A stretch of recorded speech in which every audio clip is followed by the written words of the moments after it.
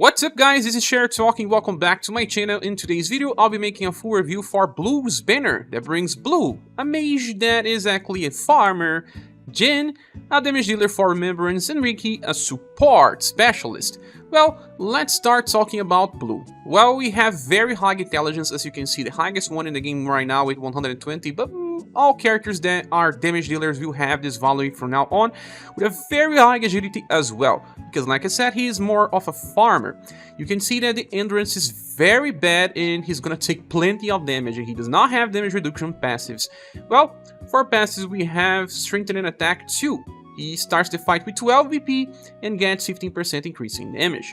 Then Mastery 1, I don't like this type of passive, 5% buff to intelligence, 5% buff to will, and 1 VP. It's just a lot of different things, but low values.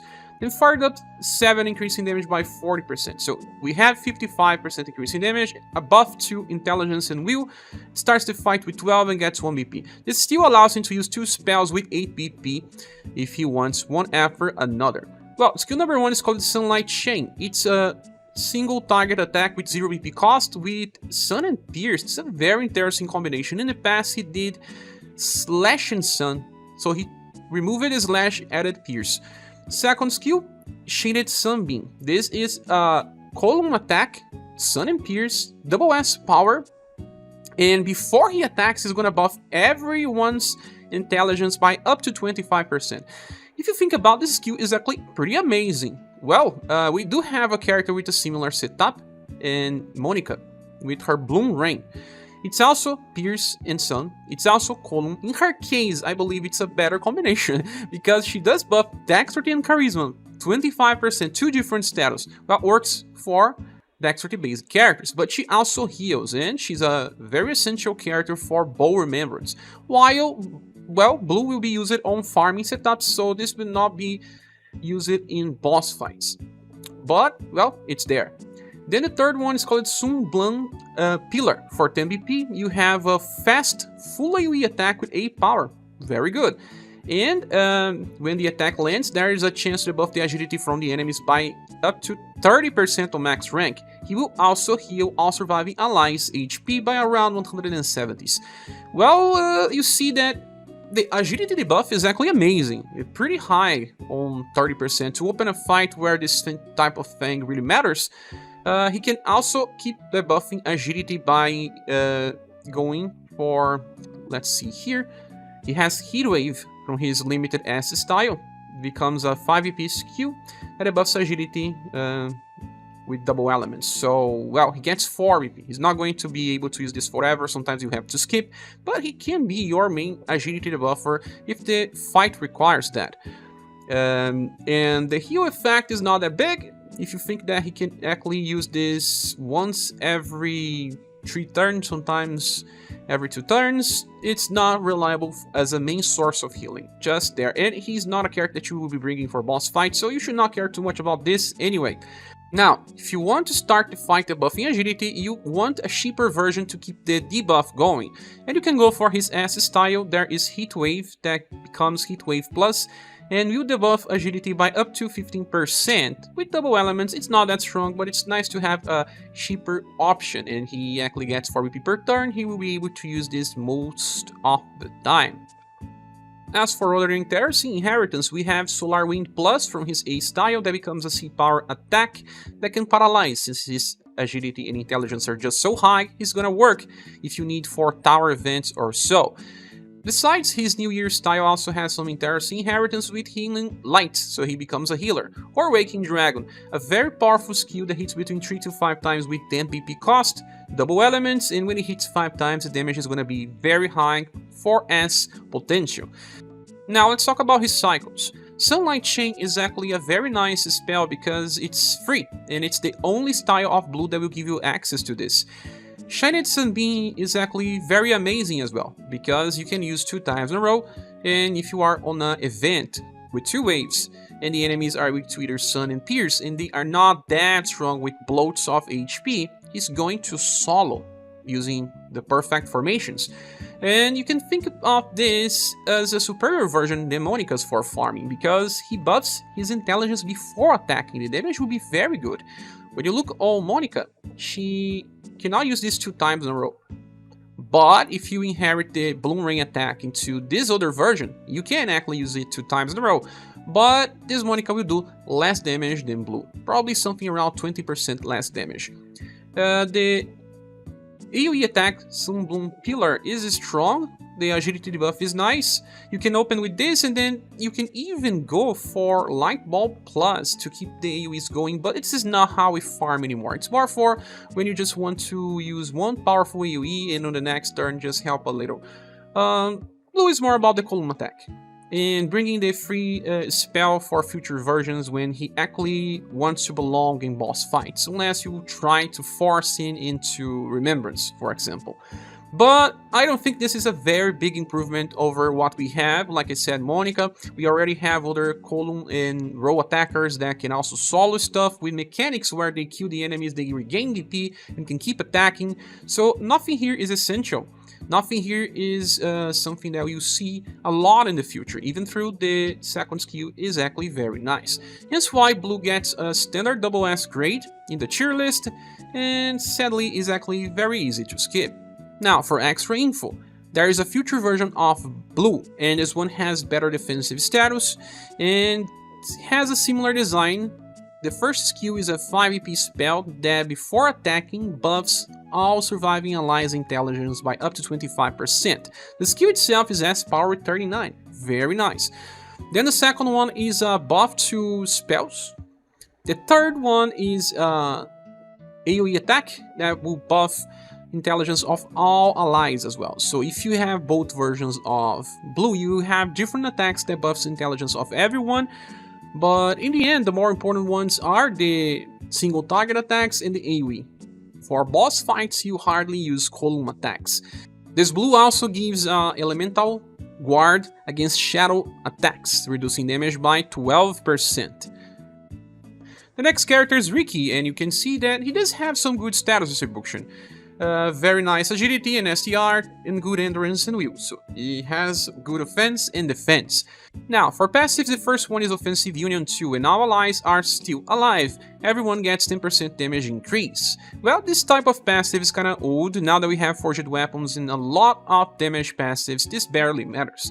The second one, Wearing Wave 1. In the end of a turn, he has a 37% chance to give 15 points of overdrive to the party. Well, I don't think this is so important because it's once every 3 turns for 15 points. We are getting other characters that will give more OD gauge to the party, and I guess this type of mechanics needs to evolve in order to matter. And then High Protect Tension increases damage potential by 20% and reduces damage taken by 30. Because he has Offensive Union, he has 30% offense, 30% defense. Skill number 1, Kicking Blow, 2 hits with Blunt Power E damage. That means that when you hit 2 times, you're gonna get something like 8 power with just 2 BP. That's actually amazing. But it's random, so if there's only one enemy, it's okay. The second one, Guardian Ring, for 3 BP, but also 3 LP. He's gonna cast a Guard Up, very large, decreasing damage taken by 50%. So it's the same value as JP, but they added a new effect. Defense Up of medium, that means 10% reduction in damage taken for the whole fight to the party, permanent. So, you can only use this once. Okay, you're gonna reduce damage by 50% for 3 turns, and then apply a defense up that will last for the whole fight, decreasing for another 10%. This is actually amazing, but only once in a fight. If it was at least 2 times, then it would be amazing. But if the fight is short, and you can take advantage of this, well, it's okay. You can already see that this is much better than Nadart's skill, because Nadart Global X style has Gallantry. He uses 6 BP, double. He applies Defense Up, decreasing damage by 10%, and Heat Up, increasing damage for the party by 10%. 10% increasing damage is meaningless. So you do this because of the defense up. But Riki is giving a guard up for 3 turns. That is much better than applying a heat up, in my opinion, for long fights. So Riki has a superior buff. Then the last skill is Flower Rondo, a full AoE attack with B power 22 mod and 9 BP cost with 2 different effects. Applies Guard down to the enemies, decreasing their defenses by 15%, and apply Morale up small to the party, increasing damage potential by 15%. Both last for 3 turns. Well, here we have to think about something. Guard down to the enemies does not really translate into 15% increase in damage, because we already have plenty of damage passives in the characters and the weapons, and also Morale up, increasing 15%, does not translate in real 15%. I believe that with those two effects, you're gonna get something that is inferior to 15% real increase in damage. So it's something that I don't care about, and that's the problem with Riki. He has a very nice support skill that he can only use once, and after that he's gonna play with this skill that does not really change much the flow of battle. If it was defensive, like his guard up, like something related to defense boost, it would be so much better, but Riki didn't want that. Besides, he does have 2 different inheritances. Stomp Plus, that becomes Triple S power with 62 mods, so you have a single target nuke. And then in his S style there is Flash Flood. This becomes an 8 BP SS power with blunt and cold. So he does have 2 different nuke attacks. I believe that Flash Flood makes more sense because he can now cycle Kicking Blow when he's not actually nuking, and saving a little of BP till he gets to overdrive and do more damage. But sadly, in the end, Riki does not offer as much support as we want. Characters like Time in the newest Barber offers much more than Riki. So he is actually very passable and something that becomes super easy to skip. He's gonna take an SS grade in the tier list, but his utility is very restricted to short fights where Guardian Rings makes more sense. Now the last character is Jen, and he is now using clubs, and this is actually good because we are lacking damage dealers that uses clubs. He does have a good STR, 116, it's not the highest one, but pretty close, and extremely good endurance and wheel, 110%. This guy is not gonna take much damage. His dexterity is not that high, he may miss here and there in some hard challenges, and agility is pretty bad, but it doesn't matter too much since he plays in a different way. Now, passive number 1, active treatment to STR. On the start of a turn, he's going to heal himself for around 170s and buff his STR by 15%. Then the second passive, superheating. Overdrive attacks increase by 30%, and then on the start of turn, he will get a heat up that increases his damage potential for 10% for the whole fight. Max of 5 times, so you can get as much as 50% on turn 5 and beyond. Then high protect tension, giving him 20% damage increase, and damage taken will be reduced by 30%. So he gets as much as 70% when he maxes, and will take 30% less damage. So combined with very big endurance and wheel, he's not gonna take much damage. Now skill number 1, Iron Pipe Slash, a free skill that deals blunt and slash damage with E power 8 mod. Well, it's just so that you don't use a normal attack, and it does cover both blunt and slash. Since he's now using clubs, he can also do slash damage to Fake as a swordsman. Skill number 2, Blissful Drink. For 3 BP you get a support that will give him 4 BP on the end of the turn by 3 turns, but it gives him also an action order decrease. Small, I don't know how much this affects, his agility is pretty bad. So he gets 12 BP in exchange of 3. Okay, so you are getting 9 in the end. It's made so that he can actually nuke more often. And this skill can even stack. Let's say that you were on 0 BP, the next turn you have 3, and then you use Blissful Drink 2 times in a row, you're gonna get so many BP that you'll be back to full very fast. The action order decrease doesn't matter much, depending on how you're playing with Jen. Skill number 3, Watermelon Flash. It's a single target, triple S attack with blunt and slash damage that also recovers the user HP by around 1000. So he already does not take much damage. He can self-heal and regain BP easily. So actually, Jen is one of the best club users for remembrance. He self-sustain, deals enough damage. Remember that he self-buffs. This means that he just gets better and better, especially because of the heat up as well. Well, right now, Club Jin is actually the best damage dealer for Club Remembrance. He beats Tatiana out of the water. She has very bad endurance and will, does not have damage reduction passive, and he is still better than UDX Will, that does have damage reduction but not as much endurance or will. So I cannot say that people will use Jin in other types of content, because we do have better damage dealers in... well, it's hard to justify bringing him. But for Remembrance, if you like that content, Jin is gonna help you a lot, especially because we don't have many damage dealers for clubs. And he can do something else. He can now inherit Triple Sword Slash Plus. That is a 6 BP roll attack with 8 power and 34 mod. 34 mod will be capable of soloing story farming. For events, don't think so. You're gonna have to bring another character that do roll damage as well. But this time, this skill becomes fast, so very nice. You can even place the character in the back row and he's still gonna help with farming. But he can only use this skill 2 times, so more for events than story farming. The other skill that makes sense is Apathy, because this one is evasive counter stance that counters with triple S damage and 61 mod. You can open the fight with Blissful Drink and then use Apathy in order to counter, so you're gonna get some BP back. But this version of Gen still gets BP back when he counters, so depending on the situations and the number of counters, it may be better going with the second Platinum style.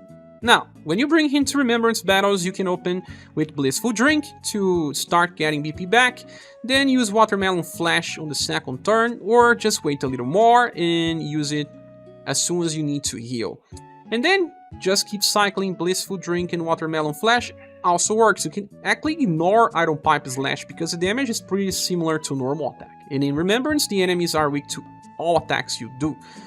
And I do guess that this is actually his design. Just use him as it is, and in farming you can go and just use the Triple Sword Flash now, and sometimes use Apathy. This is how he was designed. Is it good enough for Remembrance? Yes. For other contents, no. That being said, I think he only deserves an SS grade because of limited utility. Well, let's go back to the banner image. Is this banner worth summoning for? In my opinion, no. Yes. Why? Because these characters still seem like they were designed some months ago. I do believe that in the end I will prefer to get Jin here, because he makes Remembrance much better. But in the end, none of them are actually important. Blue has a nice attack, but nothing else. Riki has a nice support skill, but it's niche. If the fight is long, we have much better support. So the utility is a little limited, and we won't be using these characters for too long down the road. Hence why I'll be giving this banner a bronze award. The characters are not terrible, they are good for the current game, but they don't have a very bright future. With all that said, this is my opinion. What is yours? Please say here in the comment section. Thank you so much for watching. Please subscribe if you haven't. If you want to support the channel, there are links in the description. I hope to see you soon in the next one. Bye.